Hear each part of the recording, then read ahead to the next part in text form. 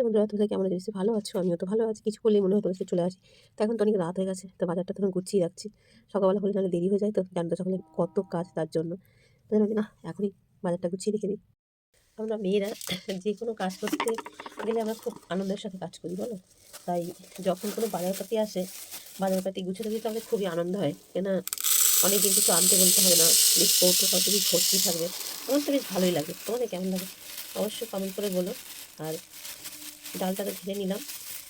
খুব একটা বেশি থাকলে আমার ঘরে পোকা হয়ে যাওয়ার সম্ভাবনা থাকে। এটা চলবে এখন আমার অনেকদিন, বুঝতে তো বন্ধুরা।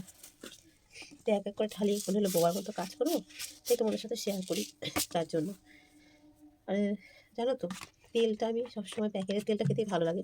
আগে যেমন লুজ তেল আনতো তো বাবা, লুজ তেলের মধ্যে জানো আমি একবার মাকড়সা পেয়েছিলাম। তারপর থেকে না আমি আর লুজ তেলটা আনি না, এরকম প্যাকেট নিয়ে আসি। এবার দুটো হোক তিনটে হোক নিয়ে চলে আসে, দিয়ে এবার কেটে কেটে গুছিয়ে রাখলেই হয়, এই আর কি। অনেকে কাপ দিয়ে ঢালো, আমি কাপ দিয়ে ঢালি না, আমি এরকম করে ঢালি। আমার মতো কে কে ঢালো অবশ্যই কমেন্ট করে বলো কিন্তু, ঠিক আছে? এই দেখো, যে কোনো কাজ এরকম গুছিয়ে করলে কিন্তু খুব তাড়াতাড়ি হয়ে যায়, তাই না? যেমন তোমরা সাধারণত আমার ভিডিও যারা দেখো তারা দেখবে আমি কোনো দিন ডিম দু হাতে ছাড়াই না, যখনই ডিম ছাড়াই এক হাতে। আর ওটা দেখে দেখে আমার মেয়েও শিখে গেছে, জানো।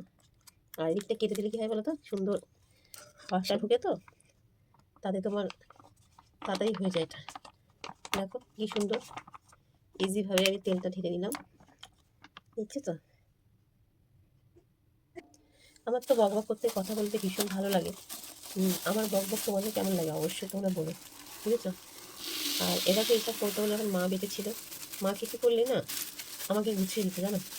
আমি যে নুনটা রাখি সেটাও মায়ের দেওয়া, যেটা চিনি রাখি সেটাও মায়ের দেওয়া। এমনকি এটাতে চিনি থাকে, একটা বড় থাকে না ছোটো থাকে, এই স্টক এটাও আমার মায়ের দেওয়া, যেগুলো ব্যবহার করি।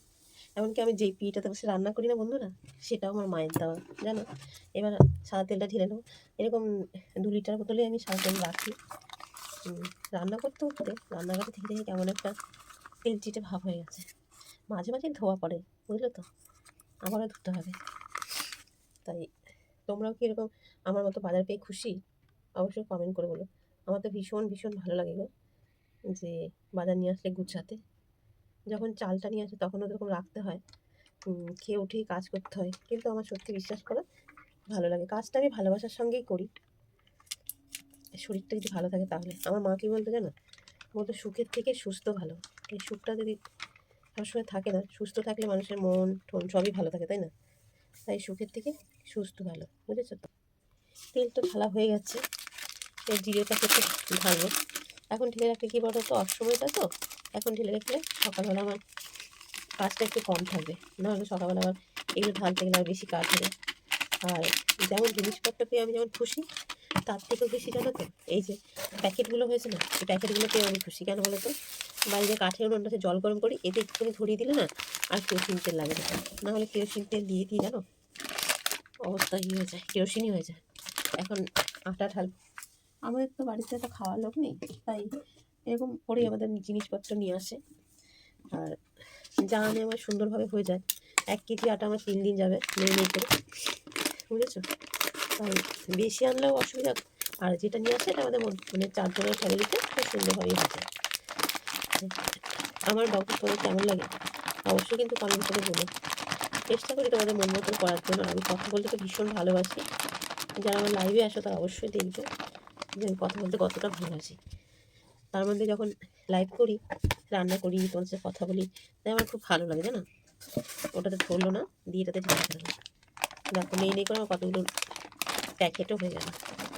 এখন কটা বাজে আমার বলবো, এখন নেই নেই করে 1টা বাজে। এটা খেলে নেবো এবার। কাজও করলাম, তোমাদের সাথে একটু বকবকও করলাম, তাতে আমার কাজটা করতে সুবিধা হলো। তাহলে কেমন লাগলো আমার বকবক অবশ্যই বলো। লাইক শেয়ার করে সাবস্ক্রাইব করে পাশে থেকে সবাই সুস্থ থেকে ভালো থেকো। সবাইকে টাটা।